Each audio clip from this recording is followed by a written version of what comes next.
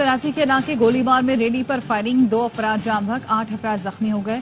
DIG waste का कहना है 2 मजहबी गिरोहों में तसादुम हुआ। पुलिस के मुताबिक रैली रिजविया से गुजर रही थी, कुछ अफराद ने पथराव किया। इसके बाद दोनों तरफ से फायरिंग हुई। जख्मियों को सिविल अस्पताल मुंतकिल कर दिया गया। मुश्तल अफराद की हंगामा आराई बस समेत 5 गाड़ियों को आग लगा दी। इलाके में सूरत हाल कशीदा, पुलिस की भारी नफरी तलब।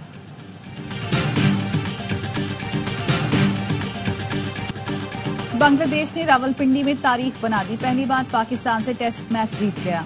मेजबान टीम को 10 विकेट से शिकस्त। 5वें रोज पाकिस्तान की मजबूत बैटिंग लाइन रेत की दीवार साबित हुई। पूरी टीम 146 रन पर ढेर हो गई।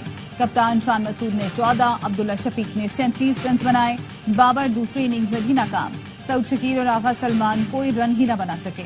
मोहम्मद रिजवान की निस्फ सेंचुरी ने खसारा खत्म किया, 29 रन की बढ़तरी दिलाई। पहली इनिंग्स में 117 रन की बढ़तरी की बदौलत बांग्लादेश को सिर्फ 30 रन का हदफ मिला, जिसे उन्होंने बआसानी पूरा कर लिया। टेस्ट सीरीज ए स्पोर्ट्स और एयरवेज ऐप पर बराह रास्त दिखाई जा रही है।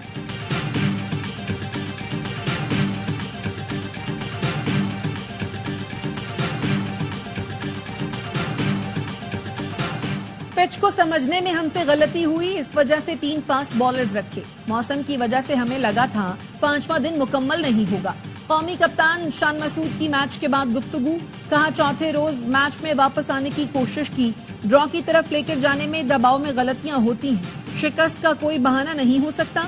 बांग्लादेशी कप्तान नजमुल हसन शंटू ने कहा, हमारे बल्लेबाजों ने बहुत अच्छा परफॉर्म किया।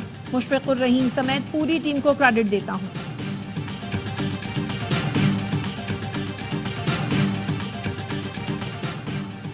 जो टीम जीती उसका फोकस क्रिकेट पर था, हमारा फोकस क्रिकेट के बजाय मैनेजमेंट पर था।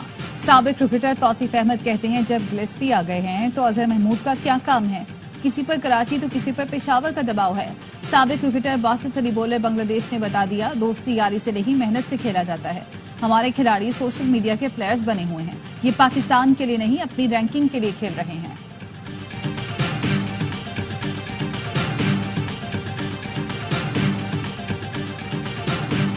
आज बड़ी मुस्बत पेशरफ्त हुई, उसमें एक सब कमेटी बनाई गई जो मामलात को सॉर्ट आउट करेगी और वो इस कमेटी को अपनी रिपोर्ट पेश करेगी।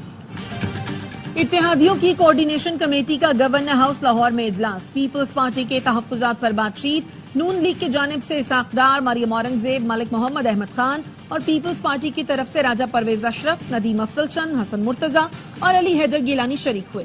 पावर शेयरिंग के वादों पर अमल दरामद का जायजा लिया गया। हसन मुर्तजा ने बताया, मामलात के हल के लिए ज़ेली कमेटी बनाई गई। पीपल्स पार्टी की डिमांड वजारतें नहीं, ये कोई आसान इत्तेहाद नहीं, लेकिन ये चलेगा। मकासद हासिल करने के लिए किसी को टफ टाइम नहीं देंगे। फैसला हुआ, दोनों अतराफ से बयानबाजी नहीं की जाएगी। बिजली बिलों पर आर्जी रिलीफ से बेहतर था सड़कों को बेहतर किया जाता।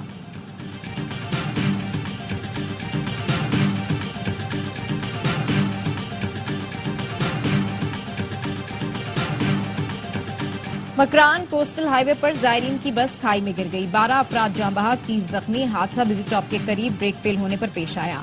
50 मुसाफिरों की गुंजाइश वाली बस में 70 अफराद सवार थे जो ईरान से पंजाब जा रहे थे। सदर आसिफ जरदारी, वजीर आजम शहबाज शरीफ, वफाकी वज़ीर दाखिला मोहसिन नकवी और गवर्नर सिंध कामरान टिसौरी का हादसे में जानी नुकसान पर अफसोस का इजहार।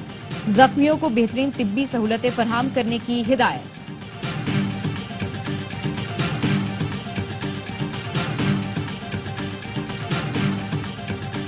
तहरीक इंसाफ में अंदरूनी इख्तलाफात खत्म करने के लिए कमेटी तश्कील। साबिक सदर आरिफ अलवी सबरा मुकर्रर।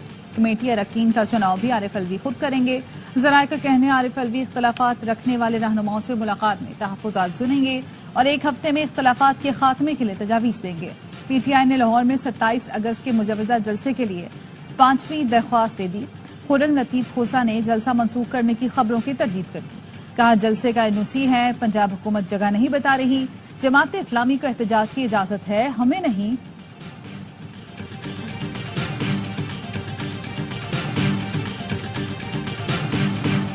सदर आसिफ जरदारी ने मौलाना फजलुर रहमान से 2/3 अक्सरियत के लिए मुलाकात की। तहरीक तहफ़्फ़ुज़ आईन पाकिस्तान के सरबराह महमूद अचकज़ई का दावा, कहते हैं सिर्फ 9 मई की नहीं दूसरे मामलात की भी तहकीकात होनी चाहिए। इंतखाबात में पीटीआई जीत चुकी है, हुक्मरानी भी इनका हक है। आइन की बालादस्ती और पार्लियामेंट को ताकत का सरचश्मा तस्लीम करना होगा। सियासी जमातें भी चंदे के नाम पर रिश्वत ले रही हैं।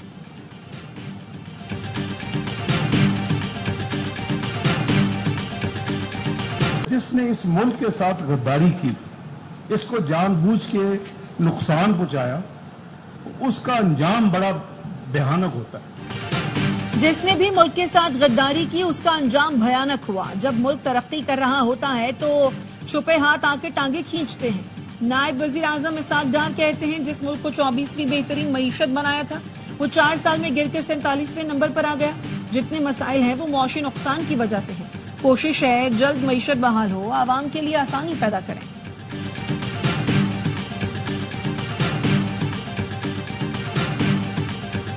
बुशरा साहिबा की, रऊफ हसन साहब और हलीमा खान साहिबा की जो गुफ्तगू सामने आई है, उसके बाद जो है कोई किसी सबूत की जरूरत नहीं रहती।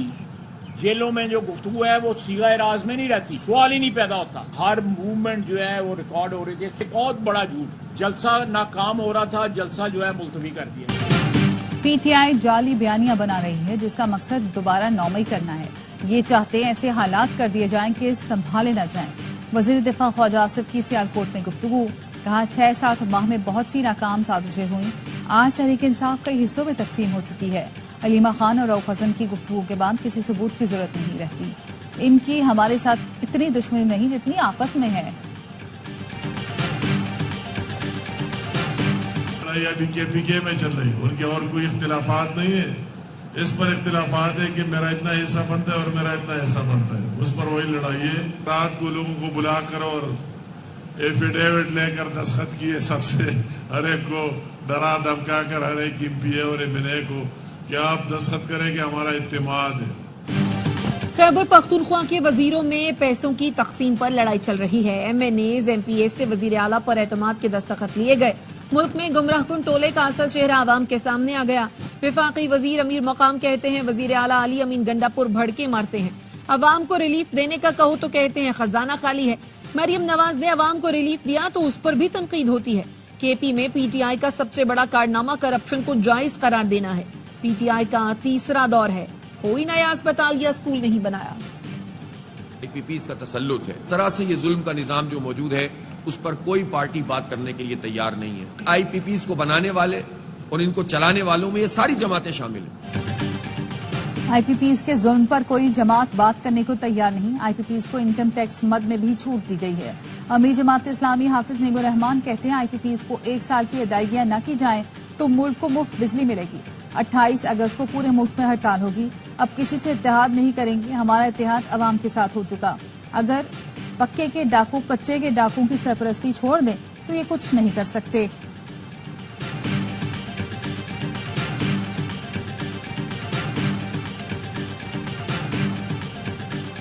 देता टैक्स है लेकिन पलता चैरिटी पे। साइबर नाइफ लग गया एक और भी। इसमें कारनामा इस शहर के डोनेशन देने वालों का, मुखैर हजरात का है। हुकूमतों को कोई हाथ ही नहीं। तो हुकूमतों से दरखास्त है कि उसका क्रेडिट उन लोगों को दें जो आपके बराबर में खड़े हुए। जिन्ना अस्पताल में साइबर नाइफ चंदे के पैसों से लगा, सिंध सरकार क्रेडिट न बटोरे। एमक्यूएम पाकिस्तान के सरबराह डॉक्टर खालिद मकबूल सिद्दीकी कहते हैं कराची ऐसा शहर है जो टैक्स देता है लेकिन चलता खैरात पर है। 22,000 अरब रुपए टैक्स दिया, अपने पैसों का हिसाब लेंगे। हैदराबाद 75 साल से यूनिवर्सिटी का मुतालबा कर रहा था। सिंध के वजीर तालीम ने कहा उनकी लाश पर यूनिवर्सिटी बनेगी।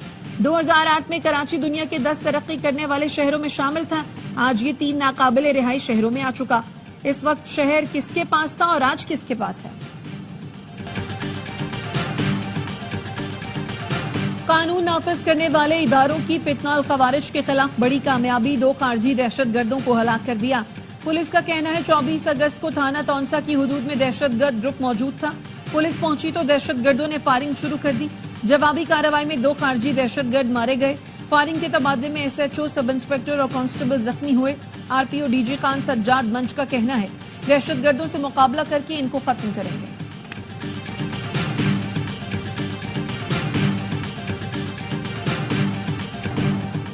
सादिकाबाद के कच्चे से मख्फी कांस्टेबल अहमद नवाज को बाजियाब करा लिया गया। आईजी पंजाब के अहमद नवाज के रहखाना से मुलाकात।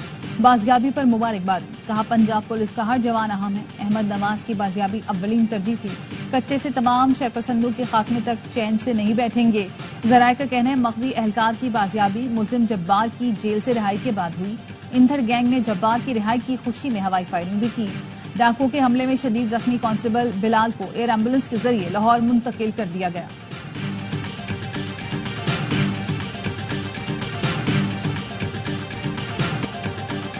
सांगढ़ और मजापाती इलाकों में बारिश से नशेबी इलाके जेर-ए-आब। जामशोरों में मूसलाधार बारिश से नदी नालों में तुगयानी। मीरपुर खास में भी मूसलाधार बारिश हुई। मॉनसून का ताकतवर सिस्टम आज से मुल्क में दाखिल होने का इम्कान। पंजाब और सिंध में आज से 29 अगस्त तक मूसलाधार बारिश की पेशगोई। पीडीएमए ने पंजाब में अलर्ट जारी कर दिया। कराची में भी हंगामी हालत नाफिज। बल्दिया उज़्मा कराची के स्टाफ की छुट्टियां मनसूख कर दी गईं।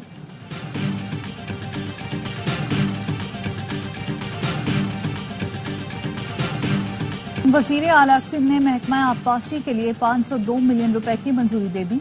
मुराद अली शाह की जेर सदारत इजलास। कहा हम 2002 के तबाहकुन सैलाब का मंजर देख चुके। सैलाबी सूरत-ए-हाल से निपटने के लिए इक़दाम जल्द मुकम्मल किए जाएं। सेक्रेटरी आबपाशी ने ब्रीफिंग में बताया गेट नंबर 44 पर मरम्मती काम मुकम्मल हो चुका। सैलाबी सूरत-ए-हाल के दौरान गेट की तब्दीली हादसे का सबब बन सकता है।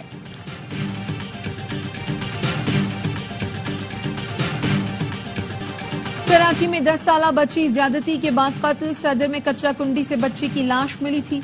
गवर्नर सिंध का बच्ची की लाश मिलने का नोटिस। एडिशनल आईजी से रिपोर्ट तलब कर ली। कामरान टेसोरी ने कहा पुलिस के लिए ये एक टेस्ट केस है, खुद इसको फॉलो भी करूंगा। वजीर आला सिंध मुराद अली शाह की आईजी को तहकीकात और मुजरिम को कैफर किरदार तक पहुंचाने की हिदायत।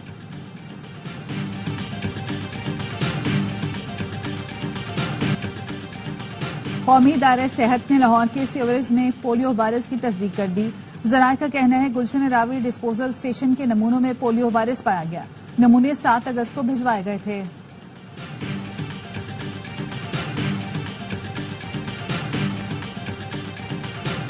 पाकिस्तान ने भारतीय वजीर आजम नरेंद्र मोदी को शंघाई ताउन तंजीम के इजलास में शिरकत की दावत दे दी। पाकिस्तान में शंघाई ताउन तंजीम का इजलास 15 और 16 अक्टूबर को होगा। इत्तेहादियों की कोऑर्डिनेशन कमेटी का गवर्नर हाउस लाहौर में इजलास। पीपल्स पार्टी के तहफ्फुजात पर बातचीत। नून लीग की जानिब से इसहाक डार, मरियम औरंगजेब, मलिक मोहम्मद अहमद खान और पीपल्स पार्टी की तरफ से राजा परवेज अशरफ, नदीम अफजल चंद, हसन मुर्तजा और अली हैदर गिलानी शरीक। पावर शेयरिंग के वादों पर अमल दरामद का जायजा। हसन मुर्तजा कहते हैं नून लीग से कोई बड़ा मुतालबा नहीं, तरक्याती मंसूबों और अहम इक़दामात पर एतमाद में लिया जाए। बिजली के बिलों में रिलीफ देने पर एतमाद में नहीं लिया गया।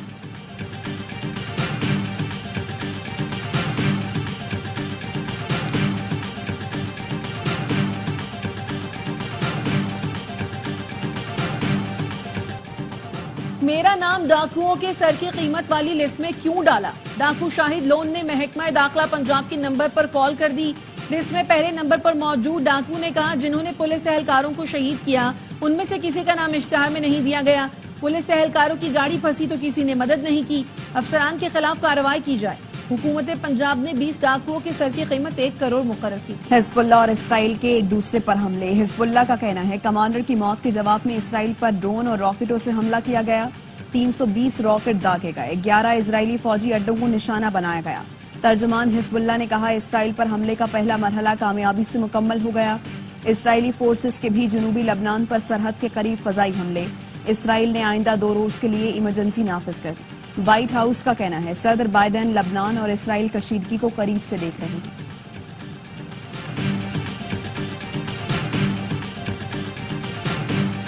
इसराइली फौज ने गजा पर हमले तेज कर दिए। 24 घंटे के दौरान बमबारी में 71 फलस्तीनी शहीद। 12 अफराद की लाशें खान यूनिस में मलबे से निकाली गईं।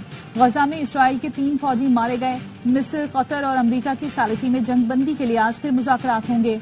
हमास का वक्त काहिरा पहुंच गया। इसराइल में नेतन्याहू के खिलाफ मुजाहरे। तल अवीव में हजारों यहूदियों का इसराइली हुकूमत से फौरी जंगबंदी और वजीर आजम की बरतरफी का मुतालबा। बरतानिया में जहरीली गैस से भरे बादलों ने खतरे की घंटी बजा दी। हुक्काम की लोगों को घरों में रहने की हिदायत। बरतानवी मीडिया के मुताबिक आइसलैंड में आतिशफशा फटने से बरतानिया के कई इलाकों में सल्फर डाइऑक्साइड के बादल छा गए हैं। शुमाली यूरोप और स्कैंडिनेविया के इलाकों में भी जहरीली गैस के बादल। माहिरीन का कहना है इससे सांस लेने में दुश्वारी, आंखों में जलन, जुकाम, खांसी और जल्द की बीमारी हो सकती है।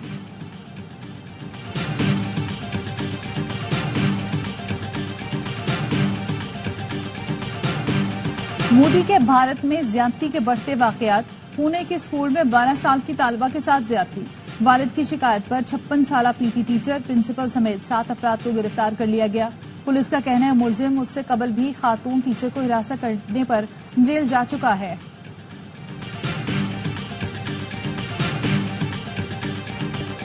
थाईलैंड में लैंडस्लाइडिंग से 13 अफराद हलाक, मुतादिद लापता, दर्जनों जख्मी हो गए। सियाहती मकाम फुकेट में शदीद बारिशों के बाद पहाड़ी तोदों ने तबाही मचाई। 200 से ज्यादा घर तबाह, मवासलात का निजाम दरहम बरहम। सैकड़ों खानदान आरजी पनागाहों में मुंतकिल। मुतासरा इलाके में इमदादी कार्रवाइयां जारी हैं।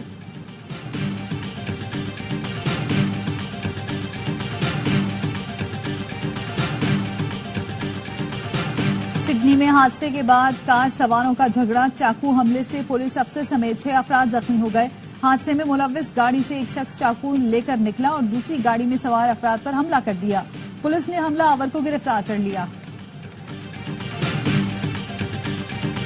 बांग्लादेश का शाकिब उल हसन को दूसरे टेस्ट से दस्तबरदार करने पर गौर। जराये के मुताबिक शाकिब उल हसन के खिलाफ कत्ल का मुकदमा है, टीम में बरकरार रखना है या नहीं, बांग्लादेश क्रिकेट बोर्ड फैसला कल करेगा। आईसीसी कवायद के मुताबिक कोई मुल्जिम बैनुल अक़वामी मैच नहीं खेल सकता।